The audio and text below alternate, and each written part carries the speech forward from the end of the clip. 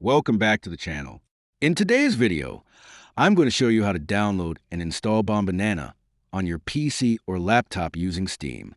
So let's get started. First, open Chrome or any web browser on your computer. Now go to the search bar and type Steam, then open the official Steam website. Once the Steam website opens, use the search bar at the top and search for BOMBANANA. From the search results, click on BOMBANANA to open the games page. Here you can view the game screenshots, description, system requirements, and other information. Now scroll down the page until you find the download or play game button. Click on it to begin the installation process.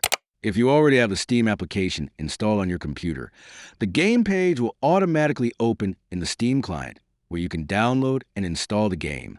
If you don't have Steam installed yet, you'll first be asked to download and install the Steam client. And that's it.